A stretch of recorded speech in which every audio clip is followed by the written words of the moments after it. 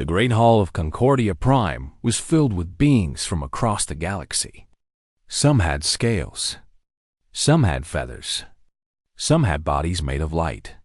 They all sat in floating chairs arranged in a giant circle, and they all looked down at the small group of humans standing in the center. Captain Park. Jisoo stood straight in her dark blue uniform.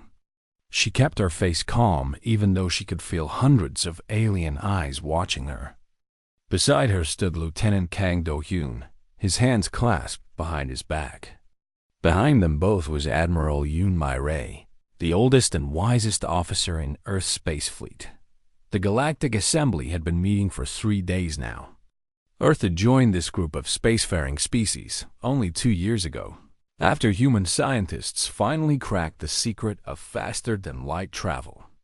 In that short time, humanity had built 12 warships and established 5 colony worlds on the edge of known space. It was those colony worlds that had brought them here. Today, the Valorian High Commander stepped forward. His name was Kethros, and he was tall with bright red feathers covering his body. His eyes were golden and filled with pride. The Valorian Dominion had ruled this sector of space for 1,000 years, and they did not like newcomers. The Assembly recognizes the Valorian Dominion, the speaker announced. The speaker was a being of pure energy who served as the neutral voice of the Assembly. Kethros spread his wings wide. I come before this Assembly to demand justice. The humans have built colonies on 3 worlds that belong to us.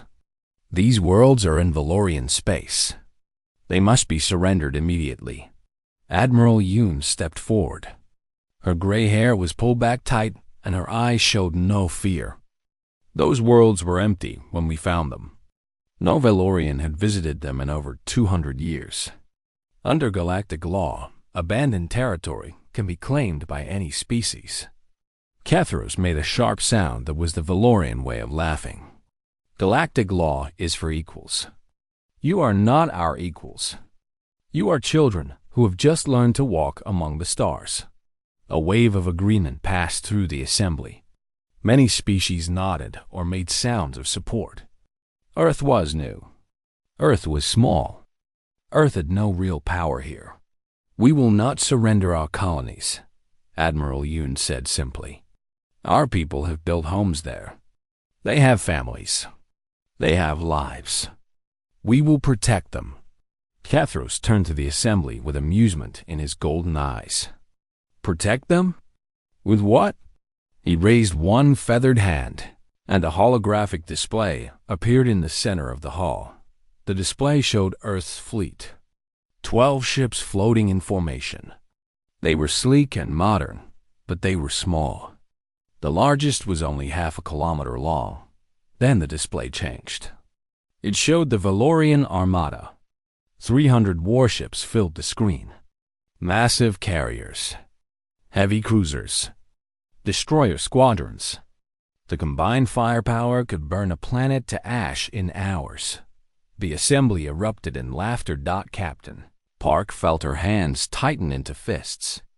She could hear the mocking sounds from every direction. Species that had never spoken to humans before were now laughing at them.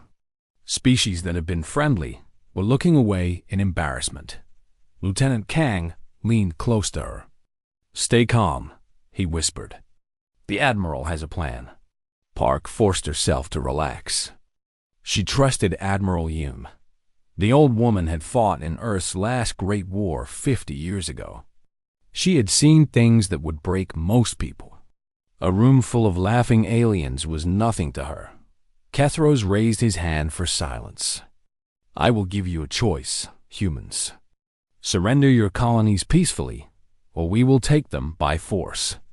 Your tiny fleet cannot stop us. Your people will die. Your worlds will burn. This is not a threat. It is simply the truth. The hall fell quiet. Everyone waited to see what the humans would do. Admiral Yoon looked at Kethros for a long moment. Then she looked around at all the other species watching from their floating chairs. Finally, she spoke. You are right about one thing, she said. Our fleet is small. We have only 12 ships. We cannot match your numbers." She paused. "But I would like to request 72 hours before we give our final answer. We need time to consult with our government." Kethrus tilted his head, his feathers rustling. 72 hours? Do you hope to build more ships in that time?" He laughed again. "Very well. I grant your request. In 72 hours, you will surrender, or we will begin our attack." The assembly session ended. Species began to leave, still talking and laughing about the foolish humans who thought they could stand against the Valorian Dominion. Captain Park walked beside Admiral Yoon as they made their way back to their shuttle. "Admiral," she said quietly, "what are we going to do? We cannot defeat 300 ships." Admiral Yoon did not answer until they were inside the shuttle with the doors closed. Then she turned to Park and Kang with a small smile on her old face. "We have been members of this assembly for 2 years," she said. "In that time, we have watched. We have learned. We have seen how other species think about war." She sat down in her chair. "They build many small ships because they believe numbers win battles. They spread their strength thin across hundreds of vessels. And we have only 12 ships," Kang said. 12 ships that everyone knows about," Admiral Yoon replied. She pulled out a communication device and entered a long code. "There is something that no one knows about. Something we have kept hidden since before we joined the assembly." Park and Kang exchanged looks. Admiral Yoon pressed the transmit button and spoke clearly. "This is Admiral Yoon Myray. Authorization code 779. Wake the Taiguk." There was silence for a moment. Then a voice came back through the speaker. "Confirmed, Admiral. The Taiguk is waking. Estimated time to full readiness, 68 hours." The Admiral ended the transmission and looked at her 2 officers. "Humanity learned something important from our history on Earth. We learned that sometimes you do not need many weapons. You need one weapon that changes everything." "What is the Taiguk?" Park asked. Admiral Yoon stood and looked out the shuttle window at the stars. "It is our answer to every species that has ever laughed at us. It is 7 kilometers of human engineering, built in secret over 15 years. It is the reason I was never worried about the Valorians." Far away, in the darkness of Earth's asteroid belt, ancient hangar doors began to open. Lights came on inside a hollow asteroid that had been carved out long ago. And in the center of that asteroid, sleeping in the darkness for 10 years, a massive ship began to wake. The Taiguk was coming, and the galaxy would never laugh at humanity again. The asteroid had no official name on any star chart. It was simply called Ceres Station by the few people who knew it existed. From the outside, it looked like any other rock floating in the belt between Mars and Jupiter. But inside, it was hollow. And inside that hollow space sat the most powerful weapon humanity had ever built. Commander Beek Sunho stood on the observation deck and watched as the lights came on one section at a time. The ship stretched out before him, so large that he could not see all of it from where he stood. 7 kilometers long, 2 kilometers wide at the widest point. A mountain of metal and weapons that had taken 15 years and the combined effort of every nation on Earth to build. The Taiguk. Beautiful, is it not? A voice said behind him. Beek turned to see Chief Engineer Nam Yuna walking toward him. She was a small woman with short gray hair and oil stains on her uniform. She had been part of the team that designed the Taiguk from the very beginning. "I never thought I would actually see it wake up," Beek said. "I thought it would sleep forever." "Some of us hoped it would," Nam replied. She stood beside him and looked at the ship. "We built it as a warning, a final option, something to use only if everything else failed." "Everything else has failed," Beek said quietly. "The Valorians are going to attack our colonies. Our regular fleet cannot stop them." Nam nodded. Then it is time. The Taigak is ready. The question is, are we ready? 4 hours later, Commander Beak stood on the bridge of the Taigak. The bridge was enormous, with stations for over 50 officers. Giant screens covered the walls, showing every angle of the ship and the space around it. In the center was the command chair, raised above everything else so the commander could see everything at once. Beak sat in that chair and looked at his crew. 4,000 people worked on this ship. Most of them had trained in secret for years, never knowing when or if they would actually serve. Now they were all at their stations, ready for orders. "Chief Engineer, report," Beak said. Nam's voice came through the speakers. She was down in the engine room, watching over the ship's heart. "All reactors are online.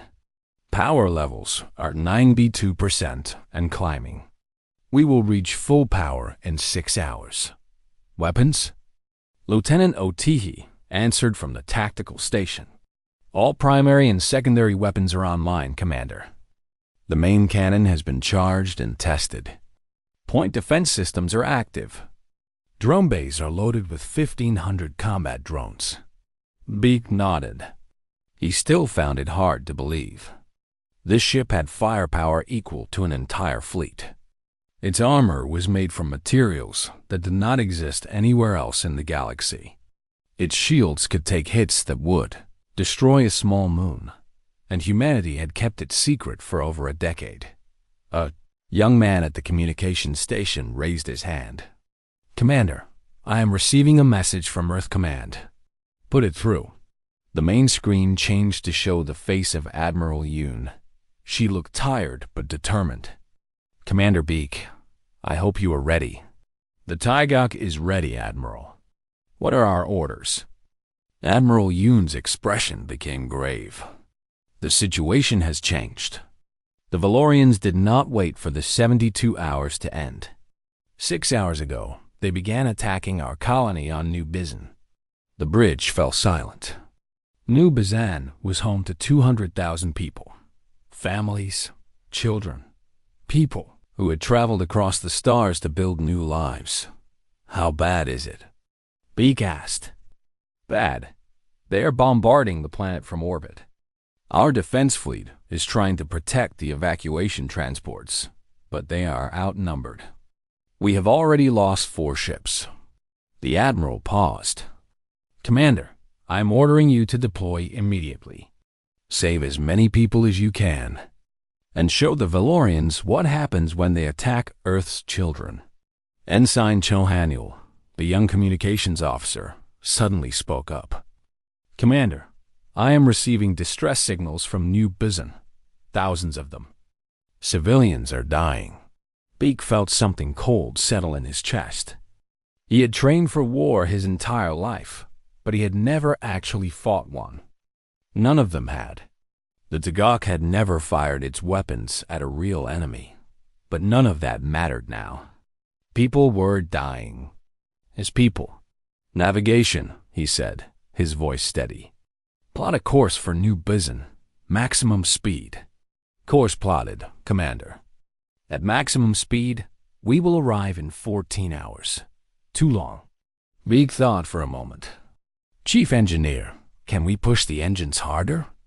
Nam's voice came back with concern. "We can try emergency acceleration. It will put stress on the hull, but the ship should hold. We could cut the travel time to 10 hours. "Do it." The deck shook as the engines roared to life. The Taigak began to move, slowly at first, then faster and faster. It slid out of the hollow asteroid like a giant waking from sleep. The stars stretched into lines as the ship jumped to faster-than-light speed. On the bridge, the crew worked in focused silence. Everyone knew what was coming. Everyone knew that soon they would face the largest fleet this sector of space had ever seen. Everyone knew that people were dying while they traveled. Ensign Cho looked up from his station. "Commander, I am still receiving distress signals. The civilians, they are begging for help." Beak's hands tightened on the arms of his chair. "Tell them help is coming. Should I tell them about the Taiguk? Beak thought about it. The ship was supposed to be secret.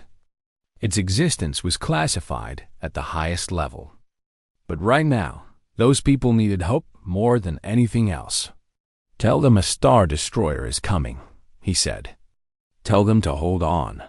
On the other side of the galaxy, Valorian scouts detected something strange. Their sensors showed an energy signature moving through space at incredible speed. When they analyzed the data, they could not understand what they were seeing. The signature was massive. Bigger than any ship in Valorian records. Bigger than any station. It was moving straight toward New Bizon. The scout commander sent a message to Fleet Master Kethros. Sir, an unknown vessel is approaching. It is very large. Kethros was standing on the bridge of his flagship, watching the bombardment of New Bizon. Human cities burned below. Human ships exploded around him. Everything was going according to plan. How large? He asked without much interest. The scout checked his readings again, certain that he had made a mistake. 7 kilometers, sir. Kethros turned sharply. That is impossible. Nothing is that large. I am sending you the sensor data now. Kethros looked at the data. His golden eyes went wide. His feathers stood up in shock. For the first time in his long military career, he felt something he had never felt before. Fear that the Taiguk was coming. And there was nothing in the Valorian fleet that could stop it. The sky above New Bizon was filled with fire. Valorian warships hung in orbit like angry birds of prey, raining destruction down on the colony below. Cities that had taken years to build were burning. Millions of people ran through the streets, trying to reach the evacuation points. Captain Park Jisoo gripped the arms of her command chair as another explosion rocked her ship. The S Horizon was badly damaged. Its shields were failing. Half of its weapons were offline. But she refused to retreat. Status report, she demanded. Lieutenant Kang Do-yun looked up from his tactical display. His face was covered in sweat and ash. We have 8 ships left. The Valorians have destroyed 4 of our vessels. The evacuation transports are still loading civilians, but they need more time. How much time? At least 2 more hours. Park looked at the battle display. 200 Valorian ships surrounded them. Her 8 remaining vessels were all that stood between the enemy and the helpless transport ships. 2 hours was forever in a battle like this. Then we give them 2 hours, she said simply. The horizon shook again as Valorian weapons hit its hull. Sparks flew from damaged systems. An officer cried out as his console exploded. But the ship kept fighting. On the Valorian flagship, Fleet Master Kethros watched the battle with growing impatience. The humans were stubborn. They fought with a desperation that surprised him. Every time he thought their fleet was finished, they somehow kept going. Why did they not surrender? He asked his second in command. They cannot win. They must know this. Humans are strange, Fleet Master. They do not think like us. Kethros made a sharp sound of annoyance. It does not matter. Order the fleet to finish them. I want those transport ships destroyed before they can escape. Yes, Fleet Master. The Valorian ships began to move forward in a massive wave. Their combined firepower was enough to burn through any defense. In minutes, the human fleet would be nothing but dust and memory. Captain Park watched them coming. She had done everything she could. Her crew had fought bravely. But there was no more time, no more tricks, no more hope. All ships, she said quietly into her communicator. It has been an honor serving with you. Then the sky split open. A flash of light brighter than the sun filled the space between the 2 fleets. Every sensor on every ship went blind for a moment. When vision returned, something impossible hung in the void. The SS Taiguk emerged from faster-than-light travel like a beast from ancient legends. It was so large that it blocked out the stars. Its hull was dark gray, covered with weapons and armor plates. Running lights traced its length in lines of blue and white, stretching on and on until the mind could not accept what the eyes were seeing. 7 kilometers of metal and fire and human determination. Lieutenant Kang stared at his display in shock. What? What is that? Captain Park felt tears forming in her eyes. She did not know what it was either, but she knew what it meant. That, she whispered, is hope. On the Valorian flagship, Kethros froze.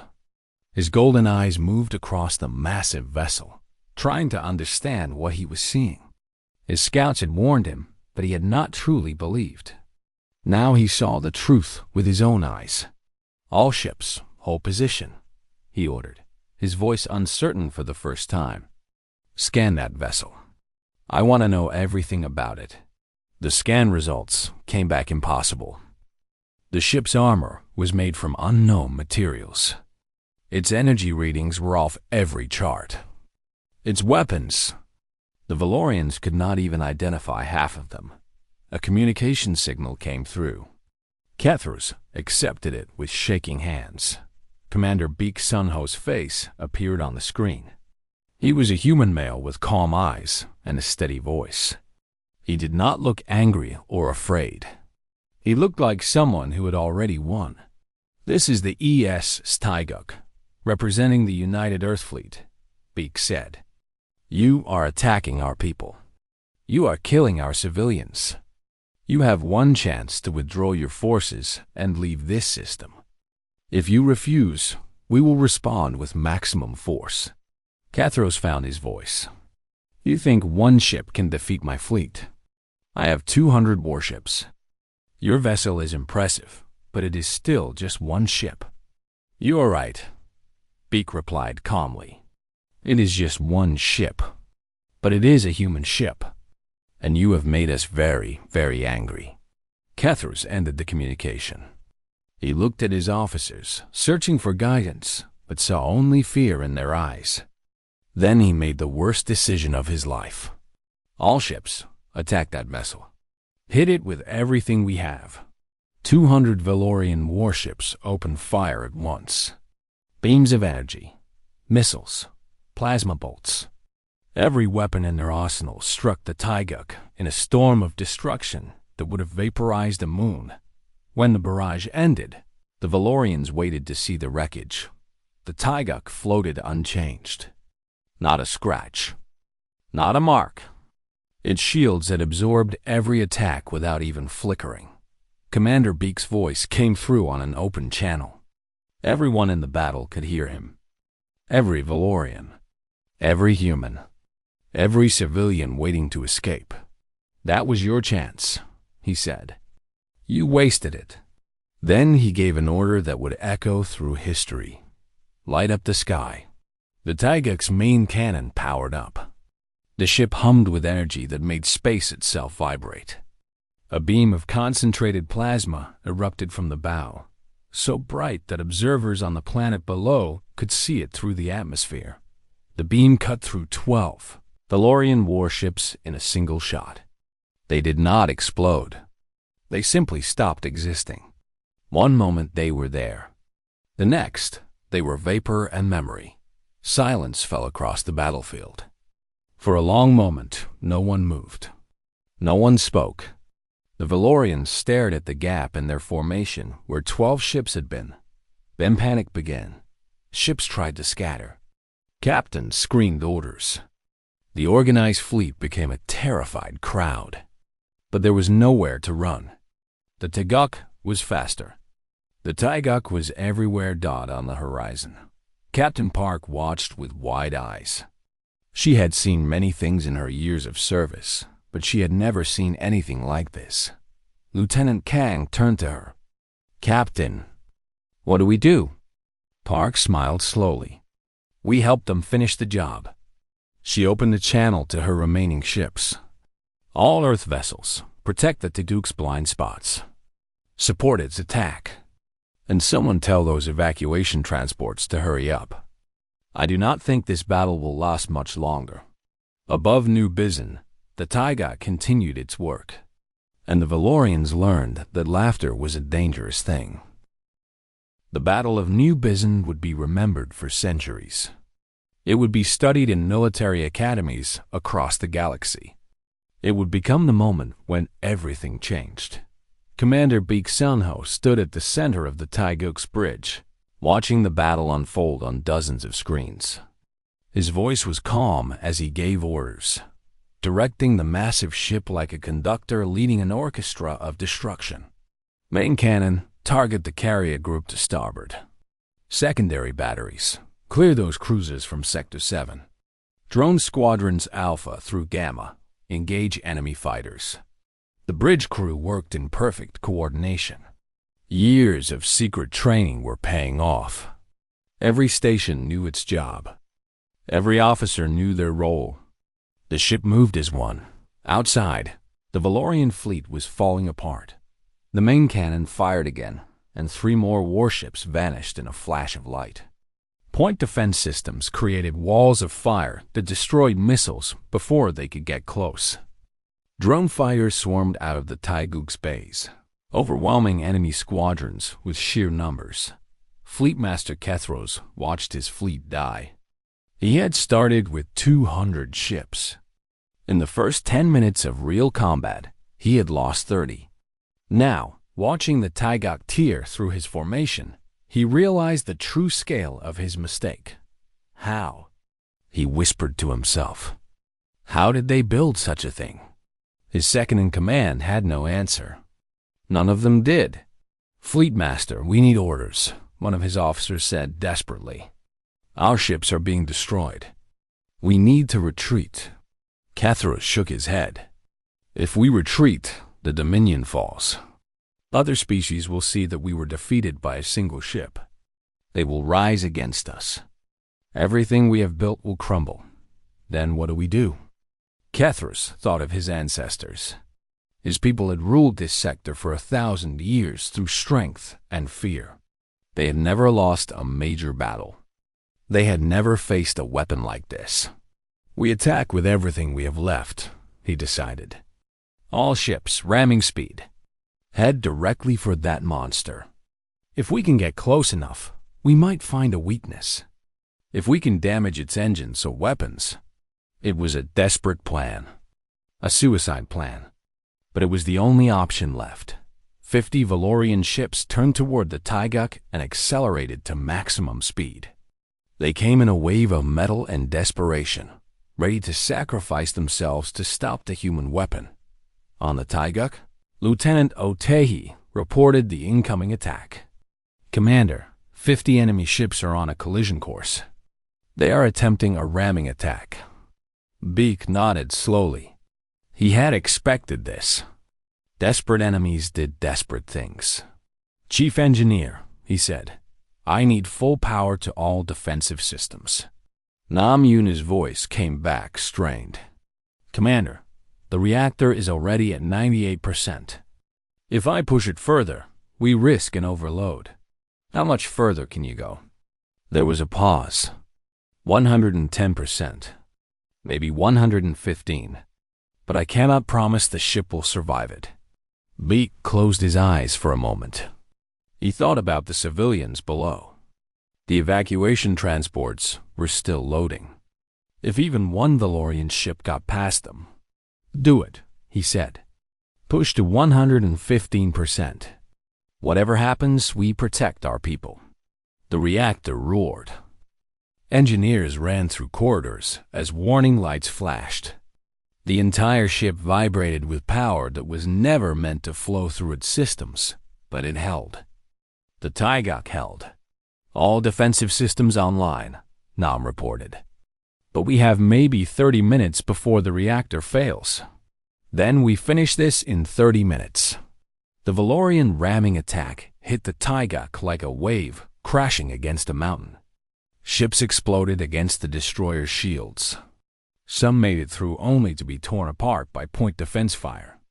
One managed to strike the hull directly and left nothing but a scorch mark on the armor. Not one made it inside. Captain. Park Jisoo watched from the horizon as the attack failed. Her small fleet had positioned themselves around the Taeguk, destroying any Valorian ships that tried to approach from blind spots. But there was almost nothing for them to do. The Star Destroyer handled everything itself. The evacuation transports have launched, Lieutenant Kang reported. All civilians are clear of the planet. Park allowed herself a small smile. Good. Now we can focus on ending this. On the Valorian flagship, Kethros watched the last of his ramming ships die. He had lost 180 vessels. What remained of his fleet was scattered and broken. His mighty armada was reduced to 20 damaged ships and 1 flagship. Fleet Master, his communications officer, said quietly, "The human ship is hailing us." Kethros accepted the call. Commander Beak appeared on screen once more. He still looked calm, but there was something hard in his eyes now. Something unforgiving. "Your fleet is destroyed," Beak said. "Your ramming attack failed. Your weapons cannot hurt us. I am offering you one final chance. Surrender now, and we will spare your remaining ships. Refuse, and I will destroy every last one of you." Kethros wanted to fight. He wanted to die with honor like a true Valorian warrior. But then he looked at his crew, young officers who had followed him into this disaster. Good soldiers who did not deserve to die for his pride. "What are your terms?" he asked, his voice breaking. "Immediate ceasefire. Return of all Earth territory. Reparations for the civilian deaths you caused. And this, you will transmit a full recording of this battle to the Galactic Assembly. Let everyone see what happened here. Let everyone know what happens when you attack Earth's people." Kethros felt the weight of 1,000 years of Valorian pride crushing him. But he had no choice. "I accept your terms." The battle was over. On the Taeguk, the crew erupted in cheers. Officers hugged each other. Some cried. They had done the impossible. They had defeated an empire with a single ship. But Commander Beak did not celebrate. He watched the Valorian flagship on his screen, thinking about what came next. The galaxy had seen their power now. Everything would be different. "Chief Engineer," he said quietly, "what is our reactor status?" Nam Yuna answered with exhaustion in her voice. "We are down to 60% capacity. Half the secondary systems are fried. The engines need complete rebuilding. But the Taeguk will live to fight another day." Beak nodded. "That is all that matters." Captain Park's voice came through the communication system. "Commander Beak, on behalf of the survivors of New Bizen and the entire Earth fleet, thank you. You saved us all." The Beak looked out at the stars, at the wreckage of the Valorian fleet floating in the void, at the planet below where 200,000 humans were still alive because of what they had done. "We saved each other," he said simply. "That is what humans do." Below, on the surface of New Bizen, a little girl looked up at the sky. She had been running for hours. Her parents held her hands tightly. They had all thought they were going to die. But then the lights had come. Beautiful lights filling the sky. And the bombs had stopped falling. "What is that, Father?" she asked, pointing at the massive shape visible through the atmosphere. Her father lifted her up so she could see better. Tears ran down his face. "That is hope," he whispered. "That is humanity." 2 weeks after the Battle of New Bizen, the Galactic Assembly gathered once more. The Great Hall of Concordia Prime was silent this time. No one laughed. No one whispered jokes about the foolish humans. Every species in the room watched the human delegation with new eyes. Admiral Yun Mireille walked into the chamber with her head held high. Behind her came Ambassador Im Sujin, Earth's chief diplomat. And behind them, in his dark uniform with medals he had earned just days ago, walked Commander Beak Sunho. The floating chairs were full. Representatives from over 300 species had come. Many had traveled great distances just to be here. They all wanted to see the humans for themselves. They all wanted to understand what had happened at New BUSAN. The speaker's energy form pulsed as it called the assembly to order. This emergency session is now in progress. The matter before us is the recent conflict between the Valorian Dominion and the United Earth Government. Fleet Master Kethrus was there too. He sat in his floating chair with his feathers pressed flat against his body. The proud warrior who had laughed at humanity was gone. In his place was a broken bird who had lost everything. The speaker continued. At the request of the Valorian Dominion, we will now view the official recording of the Battle of New Bizan. The lights dimmed. A holographic display filled the center of the chamber. Everyone watched as the battle unfolded in perfect detail. They saw the Valorian fleet attacking the colony. They saw the human ships fighting desperately. They saw the evacuation transports struggling to escape. Then they saw the Taigak arrive. A gasp swept through the assembly when the massive ship appeared. Some species made sounds of fear. Others leaned forward with wonder in their eyes.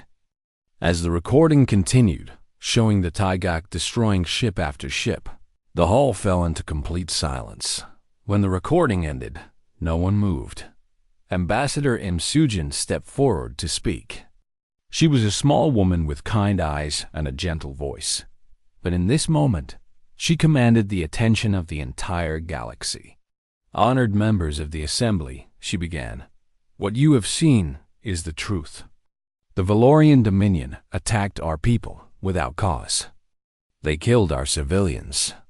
They burned our cities. And when they refused our offer of peace, we defended ourselves. She paused to let her words sink in. The ESS Taigak was built 15 years ago. We kept it secret because we did not want to threaten anyone. We hoped we would never need to use it.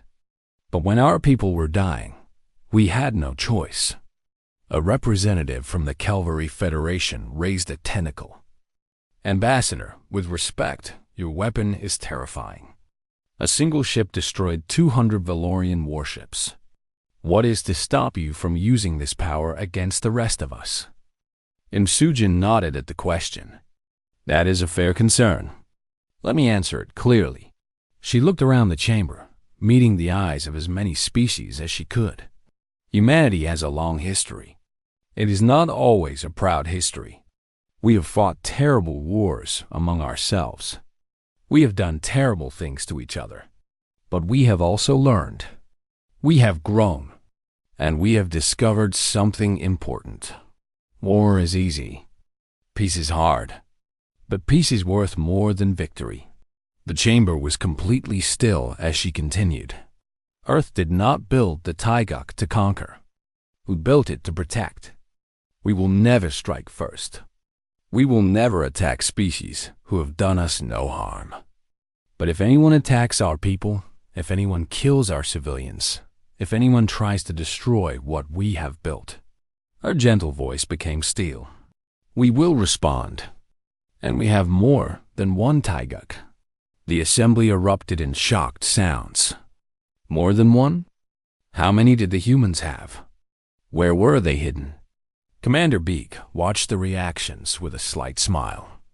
The ambassador was exaggerating slightly. They only had one Taigak fully operational. But the others were being built. In a few years, humanity would have a fleet of star destroyers.